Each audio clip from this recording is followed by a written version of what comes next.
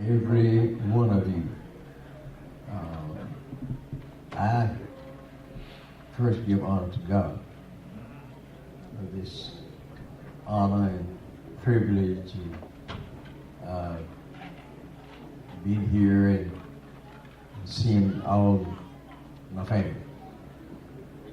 I don't know which way to go besides to think that I heard a lot of things about me. But I said, well, it's about me tonight. That's right. And so they just let me know what they think about me and what they heard about me, what they know about me. But I just hope I haven't missed anybody tonight. I get the opportunity to say something to everybody, touch them, speak to them, however.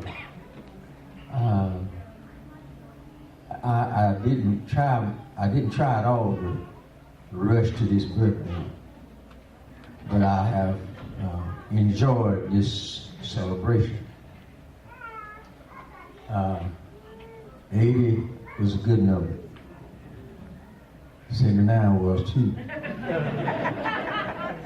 78, 76, 75.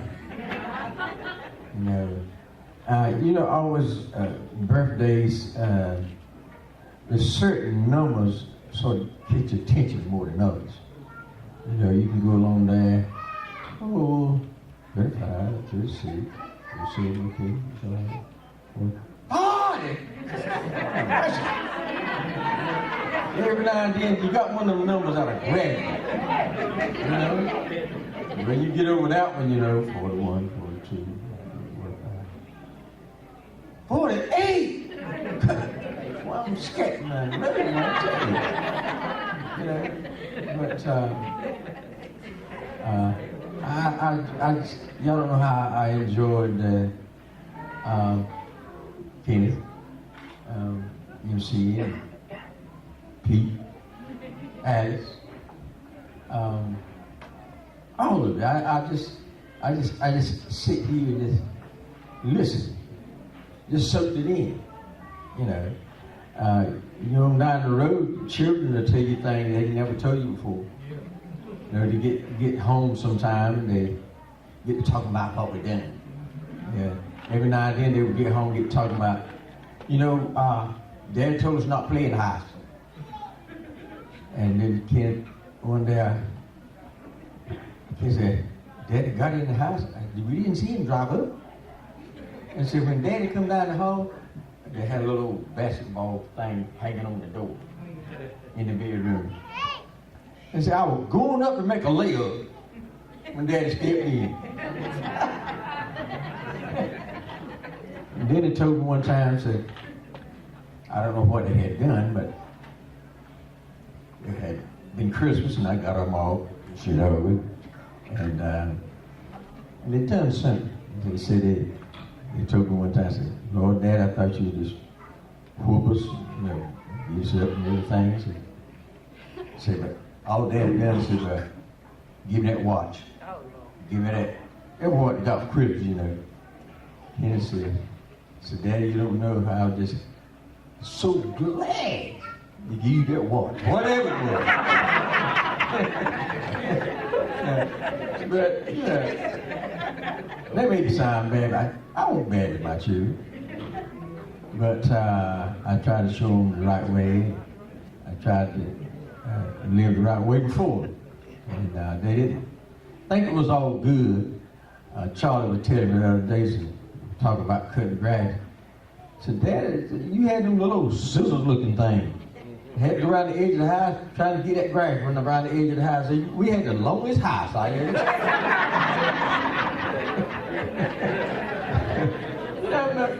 We didn't have weed eaters then.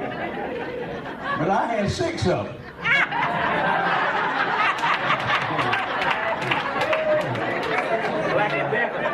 See, they didn't take out everything. But I didn't think nothing about it so hard, Because the grass had either scissor it up, chop it up, And I've been working all the week. You've been home all the week. I don't want to do it. I was feeding you. You got to do something too. One thing I told my boys, used to put in tobacco, you know, and I would say, the one thing y'all don't do, don't come nowhere and give all your money up. I said, don't work hungry. If you're going to make some money, at least eat, so you have the energy to do something. And they was always, I'll tell you the truth, all of my boys, once they got 9 years old, how old y'all when y'all went to prime tobacco that name? 9 years old.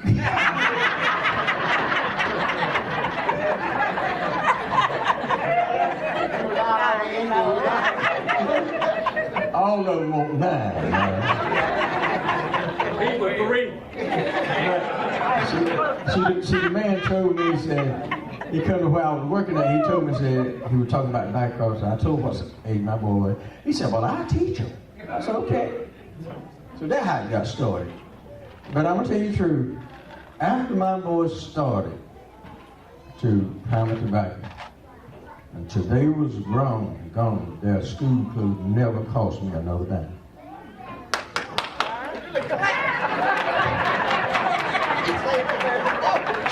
Charlie is saying over there, give us some credit sometime.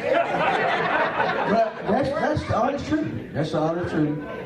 Their mother was their bank. And I told their mother I would give you nothing.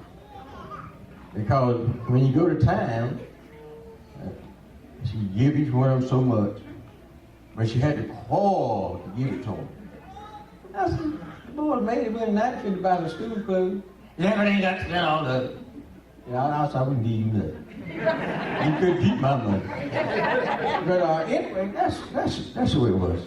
And as far as my sisters and brothers, I was the oldest one, and I was gone when some come along. And it wasn't on Sunday when Melody thought she beat me. I don't think it was on Sunday night. But anyway, I got her. I got her. No, she was just, when I first started growing up, I was sorry. They called me stunny.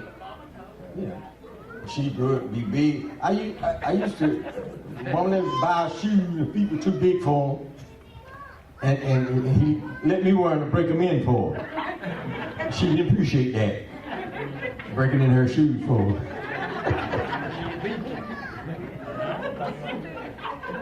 No, I might be what's wrong with my feet now. But she didn't tell all, they didn't tell all the story, you know.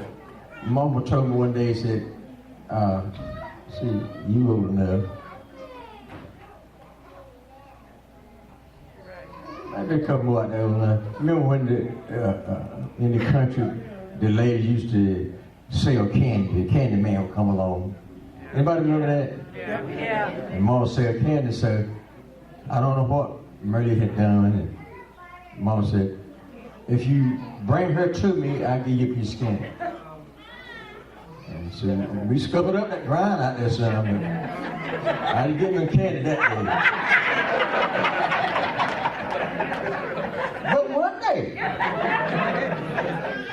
jumped on me again. And I saw her skin her up that time. She got so mad. My daddy went out there and told Daddy. But that was all there was to it. All there was to it.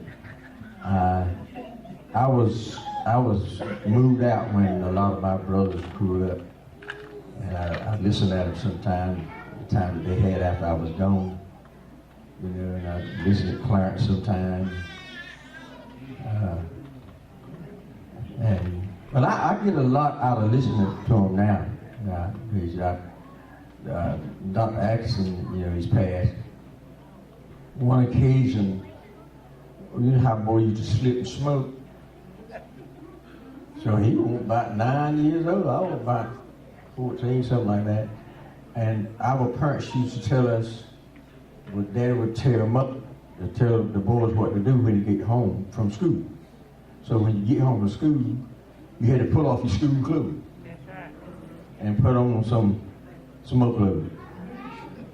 And yeah, you had to pull off your school clothes. You wear them all the time. You know, be nice to go to school. You remember the girls had to wear their dress 2 days?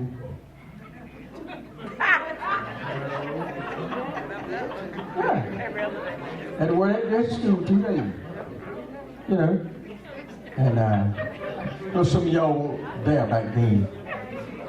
But anyhow,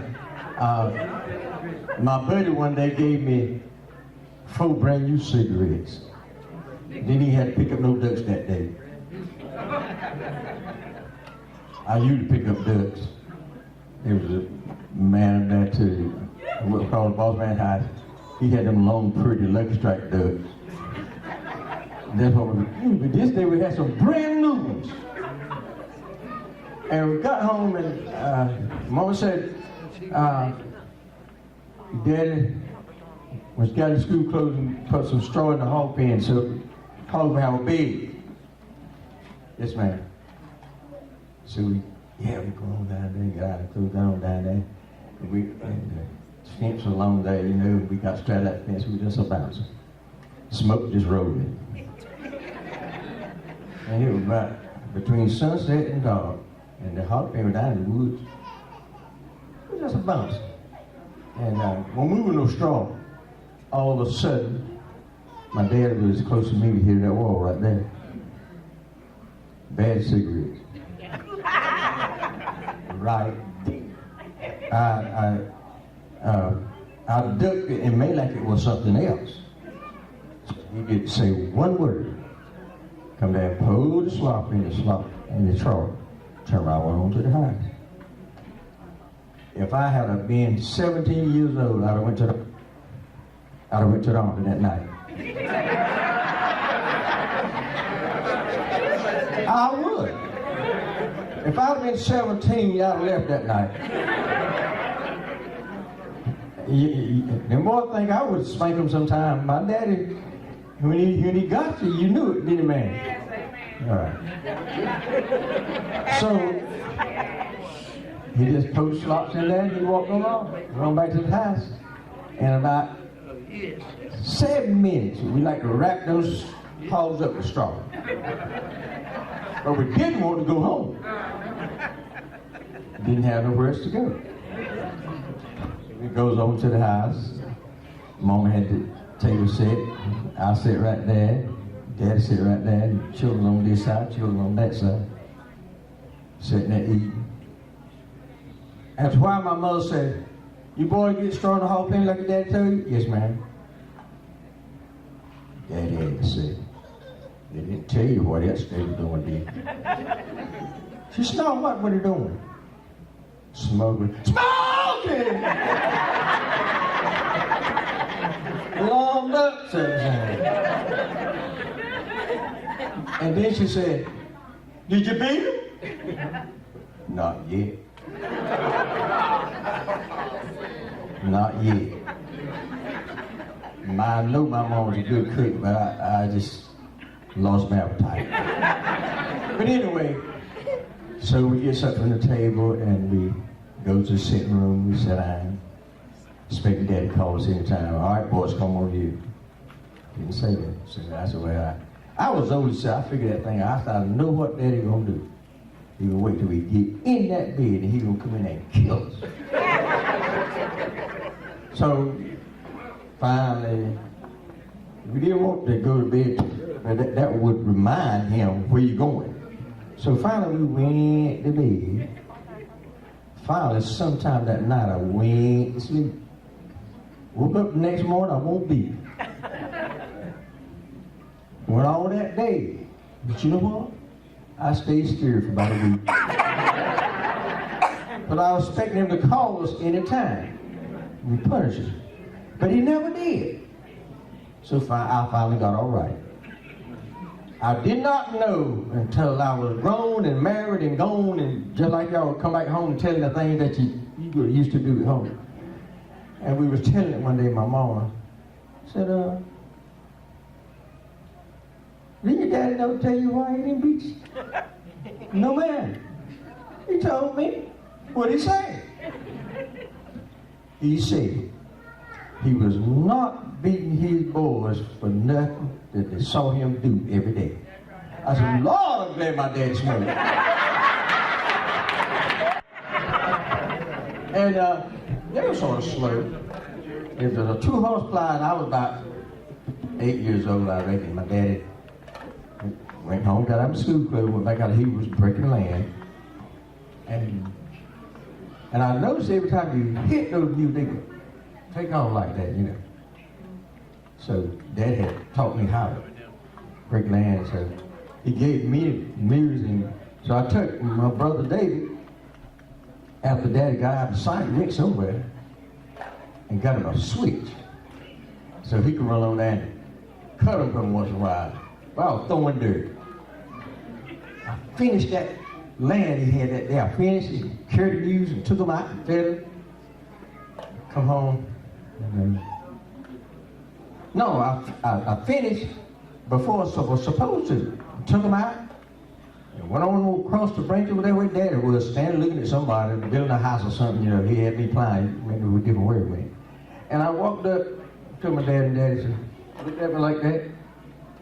What you doing over here? I said, I'm through. You through? Yes. That was the end of that. Next day I come to school, he cut off another land line and told me to say something. If you finish this day, I'll give you a quarter. Well, a quarter money back then, you know. And so he went somewhere again.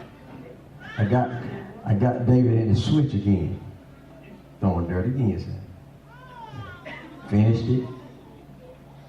And took the mules out, fed him.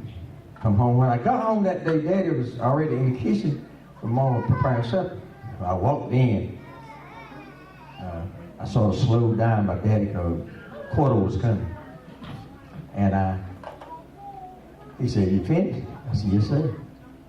He says, I reckon you want your quarter now, don't you? I said, yes, sir. Reached in hand, got 25 cents out. He gave it to me. He said, now you're going to have to give David a nickel for beating the mules for you. I didn't know he saw me. That ended that day, you know, I didn't do it next day. But that tore my quarter up. I was thinking about I had to pay off. I was thinking about my 25 cents. You know.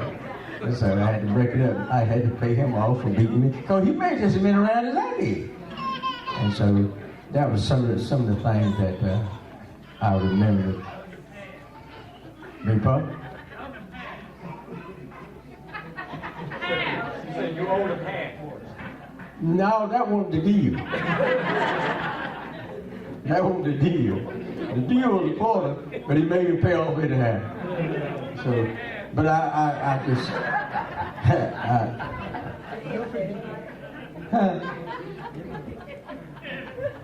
I don't spend it.